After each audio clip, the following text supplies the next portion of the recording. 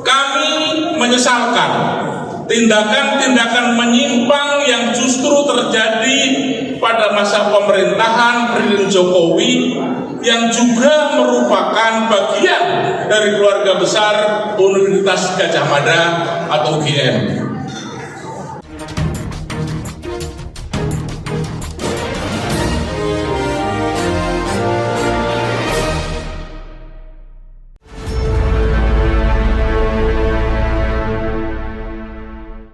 Halo, apa kabar Anda semua? Semoga selalu dalam keadaan sehat walafiat, tetap semangat ya.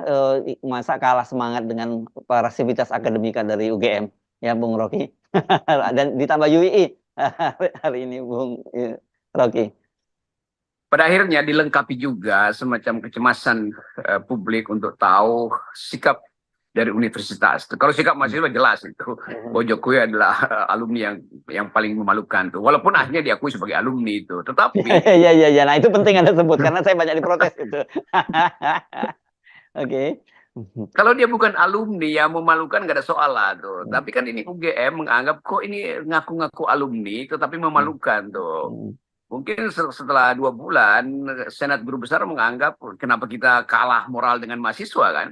Jadi kelihatannya ini semacam ya nilai akademis yang ditemukan kembali oleh sivitasnya sendiri tuh. Jadi kalau kita sebut sivitas akademis kan artinya mereka yang dihidupkan oleh alma mater tuh.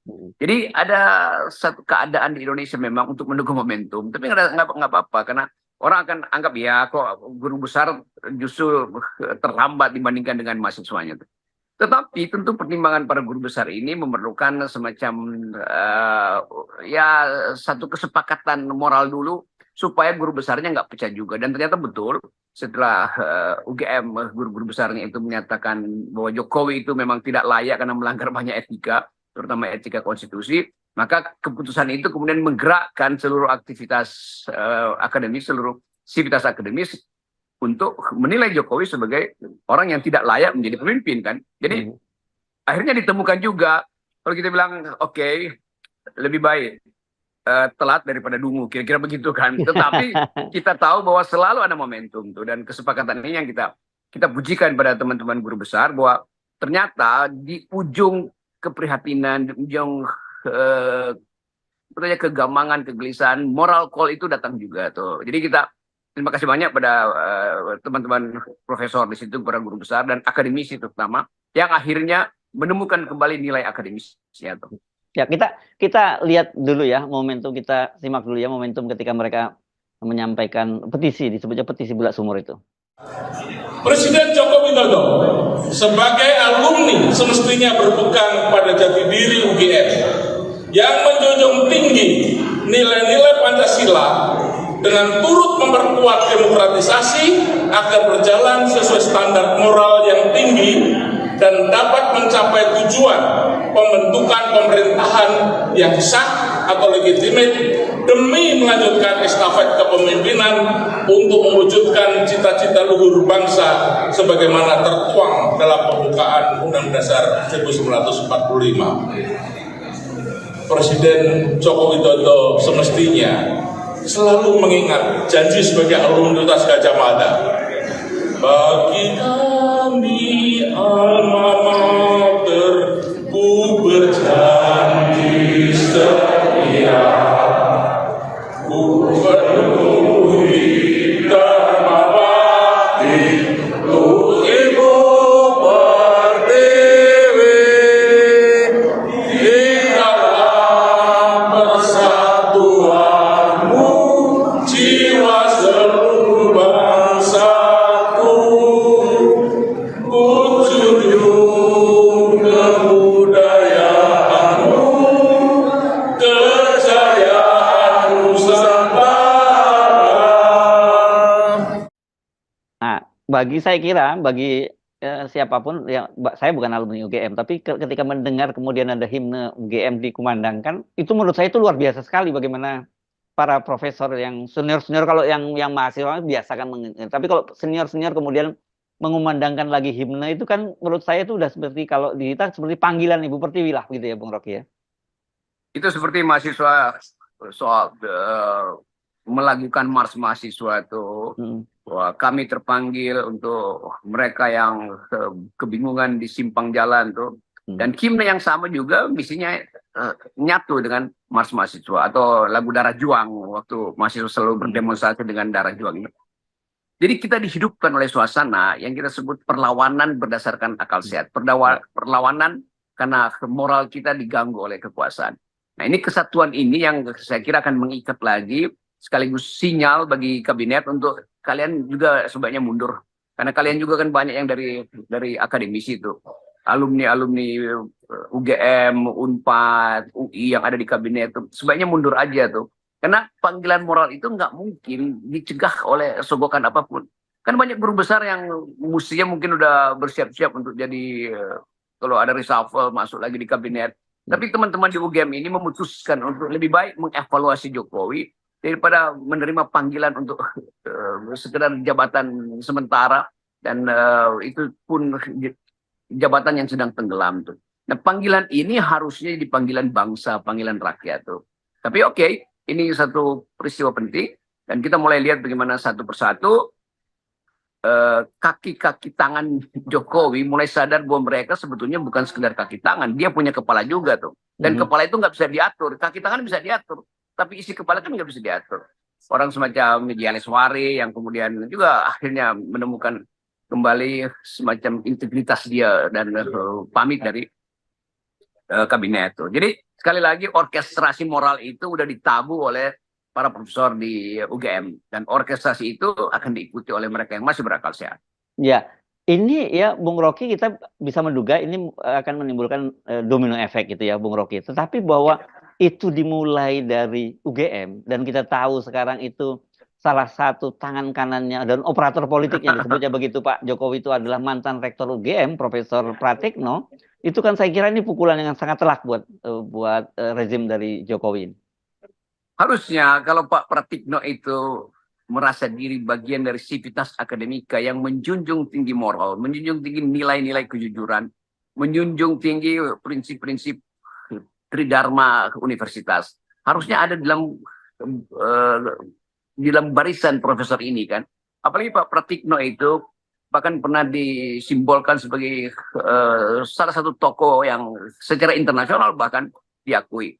Tetapi mungkin sekali Pak Pratikno udah kehilangan momentum untuk keluar dari kabinet itu. Karena udah terlalu dekat dengan Pak Jokowi, lalu memilih untuk tenggelam bersama-sama dengan Jokowi atau ngambang lagi bersama dengan kekuasaan. Tetapi orang menilai bahwa tangan kanan Jokowi itu yang tadinya sebetulnya seorang rektor, akhirnya jadi operator. Itu yang dibahas oleh Tempo sebetulnya. Nah, poin-poin ini mengingatkan kita bagaimana seseorang yang moralnya diandalkan di kampus tiba-tiba berubah menjadi sekedar alat dari kekuasaan. Di situ kita nilai manusia tuh. Dan sayang sekali nanti Pak Pratikno itu akan mungkin disebut bukan lagi sebagai rektor UGM atau mantan rektor UGM, tapi mantan operator Jokowi. Kan itu buruk banget kan. Iya. Atau disebutnya sebagai mantan rektor yang memalukan, kan nggak enak banget kalau seperti itu ya. Saya kira sebetulnya sudah mau diucapkan itu. Saya bayangkan bagaimana guru-guru besar itu waktu membuat petisi, mereka juga mempertimbangkan dengan kuat apa perasaan Pak Pratikno kalau kami keluarkan petisi itu tuh.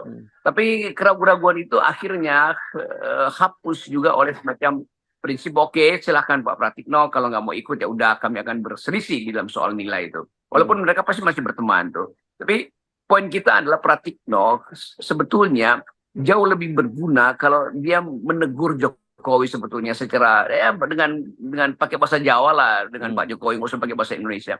Supaya Jokowi masih ada semacam waktu untuk mengevaluasi dirinya kan. Kan belum terlambat dalam 2 minggu ini Pak Jokowi datang dengan pengakuan dosa bahwa saya bersalah, saya telah mengkhianati Ibu Mega, saya telah mengkhianati konstitusi, saya terlalu berambisi untuk mewariskan rejim ini pada keluarga saya sendiri.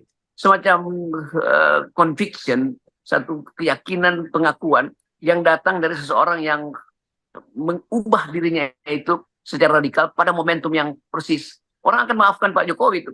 Kalau tidak, orang akan terus mengingat bahwa bagaimana menyelamatkan Pak Jokowi kalau tempat pertama dia dididik berpikir dan berintegritas yaitu universitas juga nggak mengakui dia lagi kan.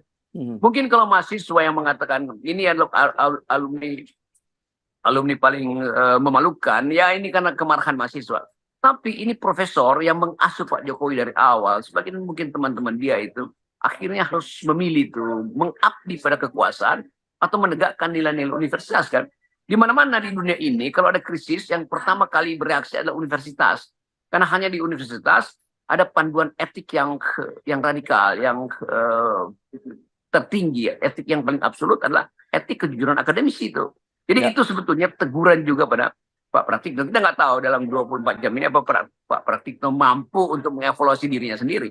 Kalau nggak, ya udah kita anggap bahwa Pak Pratikno memang dari awal pertahanan moralnya itu kurang tuh, dan akan disayangkan bahwa seorang akademisi artinya akhirnya jadi peralatan politik Jokowi sebagai sekedar penguasa yang punya ambisi. Ya, iya. Bung Rocky, ini kan kalau kita lihat ya, Pak Jokowi belakangan ini kan sebenarnya basis legitimasi dari sisi politik juga makin menurun terus gitu ya. Dan kemudian sekarang kalau perguruan tinggi apalagi kemudian diakui dia sebagai alumnusnya dari situ, ini kan basis moral yang saya kira yang jadi landasan utama dia juga runtuh juga gitu. Jadi sebenarnya sudah tidak punya lagi tempat bersandar baik secara etika, moral maupun politik nih Pak Jokowi. Iya, itu kalau kita ingat lagunya El Profesores itu orang melihat juga. Ya Jokowi mestinya dapat dukungan dari komunitas akademis dia yang di awalnya berupaya untuk dipodai Jokowi itu.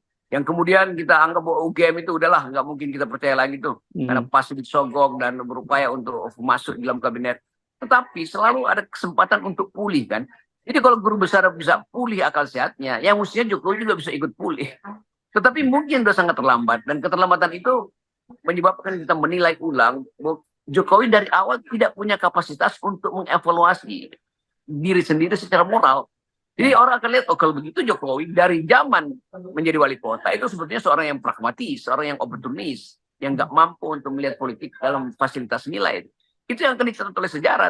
Nah poin ini nggak mungkin hilang dari ingatan publik bahwa Jokowi pernah diusir oleh mahasiswa karena nggak memalukan dan pernah dinyatakan sebagai manusia yang tidak punya etika tuh karena melanggar etika konstitusi oleh dosen-dosennya sendiri, oleh guru besar di situ kan. Ini belum ada di dalam sejarah Indonesia petisi datang dari tempat yang seharusnya menghasilkan dukungan secara moral pada Jokowi. Jadi mungkin akan dianggap ini alumni yang paling tidak bermoral. Kira-kira begitu. Diucapkan tidak diucapkan, keputusannya begitu kan. Guru besar ini menganggap nih Jokowi memang alumni yang paling tidak bermoral. Ada juga alumni UGM yang tidak bermoral yang barusan dinyatakan sebagai tersangka oleh KPK, yaitu siapa namanya wamen hukum segala macam. Tapi menang perkaranya dia di pengadilan, dia dimenangkan perkaranya ya, pra peradilan. Di pra peradilan. Tetapi udah terburu tercoret itu bahwa ada fakta yang ya bisa aja orang anggap yang menang secara legal tapi legitimasinya hilang itu. Ya. Karena udah berbau maklar di dalam kedudukan dia sebagai wamen. Itu susah dihapus itu kan. Itu saya kira itu satu ini era di mana moral itu kembali dipulihkan oleh sejarah. Ya. Saya kira memang dalam situasi semacam ini yang paling menanggung beban berat memang UGM ya, dan karena kemudian mereka juga bagaimana tidak kemudian lebih malu kalau mereka juga tidak bertindak karena ketua BEM-nya Gilbert sudah jauh-jauh hari berani menyatakan semacam itu. Walaupun belakangan kemarin saya lihat Gilbert hadir tuh dalam pembacaan petisi itu. Saya hanya menduga-duga, jadi sebenarnya Gilbert ini juga selama ini diasuh oleh para profesor-profesor yang masih punya akal sehat ini gitu. Ya itu bedanya profesor-profesor di UGM dengan profesor-profesor di UI itu yang terus-menerus membuli saudara Melki yang adalah ketua BEM itu kan, itu bedanya tuh. Dan tetapi Melki dan Gibran itu membentuk koalisi di antara BEM ini untuk menghasilkan kritik yang berkelanjutan yang mereka sebut komunitas anomali, dan itu sebetulnya juga ikatan yang akan terus ada di kalangan mahasiswa. Jadi kalau ada gerakan moral nanti itu pasti dengan satu komando itu, entah dari Melki, entah dari ketua BEM Unpad, ketua BEM Paramadina, ketua BEM UGM, itu adalah suara masyarakat yang sadar bahwa Jokowi udah keterlaluan tuh. Jadi pembenaran apapun nggak mungkin dia peroleh lagi. Secara politik partai-partai yang tadinya mengeluhkan Jokowi akhirnya jadi juga pragmatis hari-hari ini. Golkar berupaya untuk masih ingin diketiak Jokowi, tapi sebagian anak muda Golkar merasa bahwa Pak Erlangga seharusnya lebih jujur mengatakan bahwa kita hanya sekedar terpaksa tuh. Dan beban keterpaksaan itu akan diterima oleh Pak Prabowo yang harus menghela Golkar supaya memenangkan pemilu. Padahal Pak Prabowo sebetulnya menganggap ini kok bebannya ada pada dia tuh, menghela lagi PSI itu. Padahal Prabowo mungkin menganggap dengan Gerindra sudah cukup kok. Kenapa Gerindra harus seolah-olah jadi lokomotif untuk menghela dua gerbong ini, PSI dan Golkar? Karena itu beban fisik dan beban psikologi pada Pak Prabowo. Jadi kita lihat bagaimana kalau tidak ada semacam kesepakatan moral di tempatnya Pak Jokowi belajar dulu, alumni UGM juga mungkin nggak punya patokan lagi kan. Tetapi begitu guru besar datang ke situ, lalu orang lihat bahwa para guru besar ini sudah berbeda pikiran bukan sekedar dengan Pak Jokowi, tapi terutama dengan pengasuh Pak Jokowi yang sekaligus pembisik politiknya itu Pak Pratikno. Ya. Saya kira udah benar tuh kalau Melki bikin forum anomali begitu, karena sebenarnya kalau kemudian UI itu tidak bergerak seperti UGM, ini jadi sebagai kampus perjuangan itu namanya anomali. Dulu kan setiap kali ada apapun harusnya UI yang memulai gerakan itu, Bung Rocky. Ya, saya lihat bagaimana tokoh-tokoh lama aktivis 978 bahkan itu membentuk forum. Dan itu orang-orang yang bahkan di atas saya usianya itu merasa bahwa mereka mesti turun gunung akhirnya kan. Jadi politik Indonesia sekarang masuk dalam ujian moral, ujian etika. Dan itu yang kita gembira tuh. Yang dari 2-3 tahun lalu kita bahas di FNN. Tapi nggak apa-apa. Akhirnya pulih juga setelah fakta-fakta itu menunjukkan bahwa Jokowi memang adalah seorang tiran, seorang despot yang dengan wajah wajah sederhana tapi menyimpan ambisi yang tak tertahankan tuh. Dan makin lama kita lihat bagaimana Jokowi itu kehilangan marwah, kehilangan aura tuh. Ada orang yang ingin punya relasi dengan Pak Jokowi. Sama dulu Pak Harto juga begitu dulu. Semua orang ingin berfoto dengan Pak Harto. Tapi tiba-tiba nggak ada lagi mau berfoto dengan Pak Harto. Walaupun orang tahu Pak Harto jauh lebih jujur mengatakan saya mundur. Ini lebih gila nih Jokowi ini. Udah dalam status moralnya hilang, dukungan moral dari komunitas akademis hilang, dukungan publik secara real itu tidak lagi mencerminkan semacam penghargaan pada kedudukan dia sebagai kepala negara, tapi dia masih berupaya untuk memanfaatkan aparat negara dan peralatan negara, APBN negara untuk kepentingan keluarga dia kan. Jadi benar-benar Jokowi masuk di dalam shallow, dalam kedangkalan, dalam banality of evil itu. Nah bagian ini akan dicatat terus dan orang akan ingatkan lagi, lu Jokowi amat, lu kira-kira akan begitu. Jadi semacam olok-olok nanti. Iya. Oke, tapi saya jujur Bung Rocky ragu bahwa Pak Jokowi ngerti apa yang terjadi dengan petisi dari di UGM. Jangan-jangan buat dia itu malah sesuatu yang aneh gitu ya. Karena memang ya level, saya kira mohon maaf kalau kita mesti nyatakan level literasinya nggak sampai di situ deh gitu. Ya pasti begitu karena kalian nggak mungkin mengerti emas gitu kan emas itu golongan helium tuh sementara besi berat itu golongan alkali tanah dalam tabel kimia kira-kira. Jadi kita melihat bagaimana ada kemuliaan yang muncul justru dari UGM tetapi Jokowi anggap itu sebagai yang nggak penting lagi tuh. Lalu orang bertanya kalau begitu yang penting apa? Maka Jokowi anggap yang penting gue masih bisa bertahan selama Gibran masih mampu untuk 2 periode. Sekarang dia wakil presiden, nanti dia jadi presiden, terus Kaisang gantiin Gibran, terus cucu. Jadi bayangan Jokowi tentang politik itu betul-betul dangkal. Karena dia menganggap bahwa sekali dia ada di situ, dia akan terus ada di situ. Dia nggak ngerti bahwa demokrasi itu sirkulasi elit. Bahkan sirkulasi elit itu diatur oleh prinsip etis. Bahwa jangan ada yang jegal seseorang itu dalam kesetaraan kompetisi kan. Dan Jokowi mengabaikan semua itu karena tadi dia tidak punya kapasitas berpikir. Itu intinya kan. Sama seperti yang sering kita terangkan bagaimana Hitler itu memanfaatkan kekuasaan dia untuk menghentikan mereka yang masih mau mengkritik dan akhirnya orang yang punya otak pun menganggap bahwa Hitler yang benar tuh. Karena propaganda yang terus-menerus. Sekarang Jokowi bahkan dalam kapasitasnya yang kurang masih berupaya untuk meyakinkan publik bahwa hanya melalui dinastinya Indonesia bisa selamat. Itu konyol tuh. Ya, oke. Baik, Bung Rocky. Terima kasih, Bung Rocky. Sampai ketemu lagi ya kita dalam pembahasan yang lainnya. Ya. Salam.